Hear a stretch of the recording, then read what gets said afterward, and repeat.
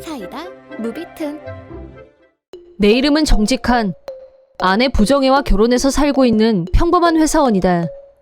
하지만 아내는 거의 집에 없었고 혼자 사는 거나 마찬가지라고 해도 과언이 아니었다.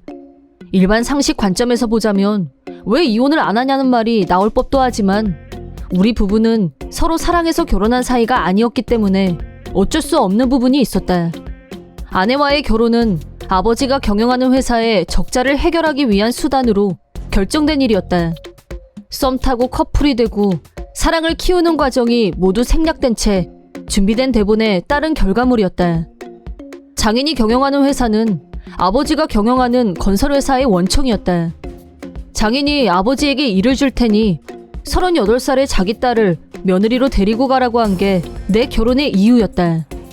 38살이었던 아내의 이혼 경력이 3번, 이혼 사유는 모두 아내의 불륜이었다. 그 소문이 퍼져나가자 장인이 아무리 새 사위감을 물색하려고 해도 아내의 결혼 상대를 찾는 건 쉽지 않았다. 그러던 와중에 적자 경영으로 신음을 앓고 있던 아버지에게 거래 조건으로 당신 아들을 내 딸에게 소개해라, 그런 제안을 한 거였다.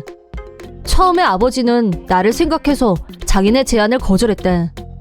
하지만 어려서부터 아버지가 회사를 위해 숱한 역경을 헤쳐왔다는 걸 잘 아는 나로서는 아버지 처지를 외면할 수 없었고 내가 제안을 받아들였다. 첫 상견례 자리에서 아내는 12살 연하인 나에게 호감을 보였고 결혼은 현실이 됐다. 장인도 아내의 반응을 보더니 순식간에 일을 진행했다. 첫 상견례 후 고작 3개월 만에 결혼식 날짜가 정해졌다. 솔직히 나는 아내에 대해서 아는 게 아직 별로 없었고 결혼 결정이 너무 성급하다고 생각했다. 다만 아내는 같이 있을 때 내가 생각했던 것보다 훨씬 편안했고 조금씩 호감이 생기면서 결혼을 받아들였다. 마침 할아버지가 남기고 가신 집을 물려받아 리모델링을 마친 상태였기 때문에 결혼 후 할아버지 집에서 신혼을 시작했고 현재 결혼 3년 차에 접어들었다. 결혼하고 나니 자상했던 아내는 자기 중심적인 본성을 드러내기 시작했다. 처음엔 나한테 호감을 얻기 위해 연출한 모습이었고 결혼과 동시에 완전히 다른 사람으로 변했다. 그러다 결혼하고 1년이 지났을 무렵부터 집에 안 들어오는 날이 많아졌다. 어디 갔다 왔냐고 물으면 내가 어디 가든 그게 무슨 상관이야? 라며 오히려 화를 냈다. 이제는 연락도 없이 외박하는 게 일상화돼 버렸다. 예전 버릇이 나온 건가? 불륜에 대해 강한 의심이 생긴 나는 아내에게 주의를 줬다. 아침에 집에 들어온 아내에게 계속 그렇게 살면 세상 사람 누구도 당신을 거들떠보지 않게 될 거야 라고 충고하자 아내가 발끈했다. 허, 많이 컸네? 이혼할래 그럼? 너희 아버지 회사 끈떨어진 연신세 될 텐데 괜찮겠어? 라고 협박주로 나왔다. 내가 대답을 안 하자 아내는 다시 집을 나가버렸다. 한참 뒤 다시 집에 들어온 아내의 손에는 이혼 서류가 들려 있었다. 불만이 있으면 언제든지 이혼해 줄게. 그 피해는 너희 아버지에게 돌아간다는 것만 알아둬. 라고 하더니 아내는 이혼 서류에 바로 사인했다. 아무 대답도 하지 못하는 나를 아내는 여유 있게 비웃으면서 결혼 안 하면 집 밖에 못 돌아다니게 할 거라면서 우리 노인네가 진짜 나를 집안에 가뒀다는 거 아니야? 개 황당했는데 덕분에 자유의 몸도 됐겠다. 누려야지. 안 그래? 라고 하더니 그날 이후로는 당당하게 다른 남자들과 어울려 다녔다. 아내가 자유를 얻기 위한 도구로 나를 이용했다는 걸 안 순간 주체할 수 없는 허무함이 밀려왔다. 아내 문제로 고민에 고민을 거듭했지만 상의할 수 있는 사람은 형뿐이었다. 형은 내 심정을 충분히 이해했고 좋은 방법이 없는지 같이 고민해보자고 했다.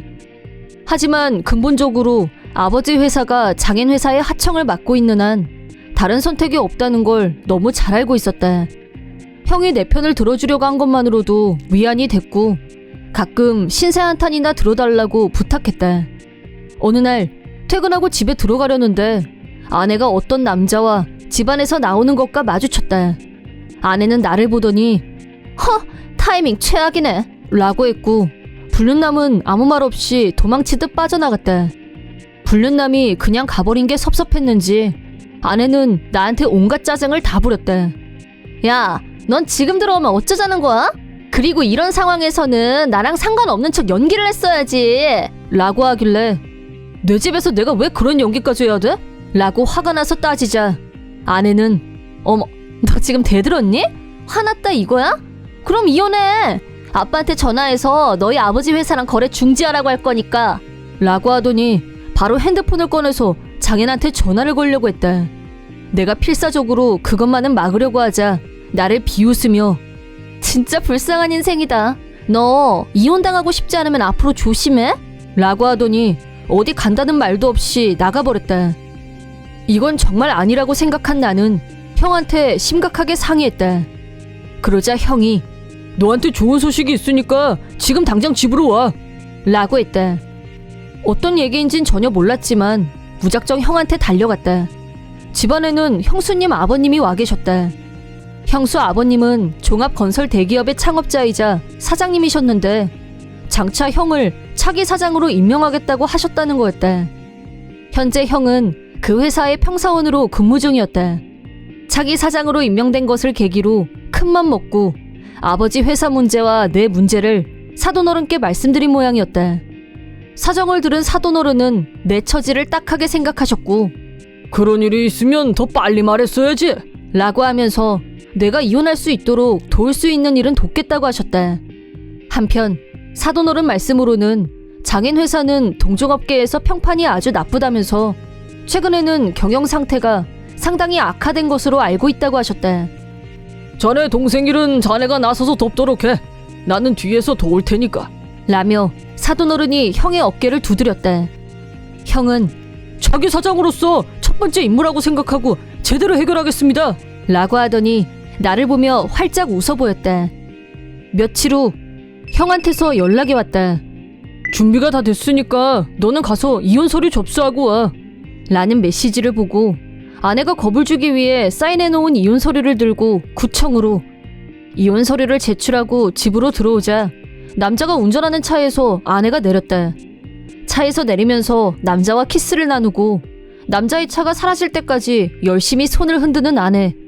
그 모습을 잠자코 지켜보고 있다가 마침내 뒤를 돌아본 아내와 눈이 마주쳤다. 뭘 보고 있어? 왜? 또 잔소리라도 하게? 돈 많고 예쁜 여자랑 결혼했으면 이 정도는 당연히 참아야지. 분명히 말했지만 나는 당장 이혼해도 상관없어. 라고 했다. 이번에는 나도 당당하게 이혼 서류 고마워. 방금 접수하고 오는 길이야. 라고 말하고 시원하게 웃어 보였다. 아내는 뭐라고? 너 뻥이지? 라고 하더니 집 안으로 뛰어들어가더니 이혼 서류를 넣어두었던 서랍을 마구 뒤졌다. 없어. 너 진짜 갖다 냈어? 라고 다시 묻길래 이혼 성립이니까 빨리 이 집에서 나가줘. 라고 했다. 너희 아버지 회사 망해도 상관없다 이거니? 라고 발악하는 아내. 걱정은 고마운데 아버지 회사는 이제 장인어른 회사에 기대지 않아도 돼. 라고 말해줬다. 이 문제는 형이 나서서 그동안 아버지가 장인 회사에서 하청받았던 일보다 더 큰 프로젝트를 맡겼기 때문에 아버지는 더 이상 장인 회사에 기대지 않아도 될 만큼 안정을 얻었다. 이혼할 수 없었던 이유에서 완전히 해방된 나는 비로소 자유의 몸이 됐다. 내가 자유의 몸이 된 사실을 알게 된 아내는 네 맘대로 그걸 접수하면 어떡해? 쓰레기! 난 절대 여기서 못 나가! 라고 버티기 작전으로 나오는 아내에게 어디로 가든 당신 자유지만 이 집에서는 나가줘야겠어. 그리고 불륜에 대한 위자료 청구해야 돼서 좀 전에 장인어른한테 내용 증명 제출하고 왔어. 라고 하자 아내는 완전 맹분 상태가 됐다. 때마침 장인이 우리 집으로 들이닥쳤다. 너 또 바람 피우고 이혼당한 거냐? 이게 지금 몇 번째인 줄 알아? 넌 앞으로 집에서 한 발자국도 못 나갈 줄 알아? 라고 하더니 아내를 억지로 끌고 갔다. 며칠 후 장인은 위자료를 내 통장에 입금했다. 장인의 강한 분노를 산 전 아내는 다시는 불륜을 못하도록 자택 감금을 명령받았다고 한다. 심지어 핸드폰도 몰수당하고 강제적 은둔형 외톨이 상태라고 하는데 핸드폰조차 없으면 어장관리도 못할 테고 전 아내 부정의 입장에서는 그런 지옥이 따로 없을 거다. 그리고 얼마 안 돼서 능력자 형의 등장으로 장인 회사는 실적에 타격을 입었고 경영이 악화되기 시작. 1년 후에는 부채만 잔뜩 떠안고 장인 회사는 도산 위기에 처하고 말았다. 그 결과 전처 부정의 가족들은 모두 파산했다. 전에 살던 저택에서 야반도주나 다름없이 가족 전체가 이사를 했고 지금은 시골 어디 구석에 박혀서 남들 눈에 안 띄게 살고 있다고 한다. 모르긴 해도 앞으로 전처가 남자들을 가지고 노는 일은 불가능할 것 같다. 한편 나는 이혼 후 경영의 활기를 찾기 시작한 아버지 회사에서 일하게 됐다. 현재 수입도 안정적인 편이다. 앞으로 아버지와 함께 더욱 회사를 공고히 하기 위해 최선을 다해 일할 생각이다. 나를 위기에서 구해준 형에게 감사의 마음과 함께 만약 형한테 힘든 일이 생겼을 때 구원투수로 나설 수 있는 든든한 동생으로 성장하는 게 현재 나의 목표이다. 이번 영상은 어떠셨나요? 재밌게 보셨다면 구독, 좋아요에 댓글까지 달아주시면 감사하겠습니다. 그럼 다음 영상에서 만나요.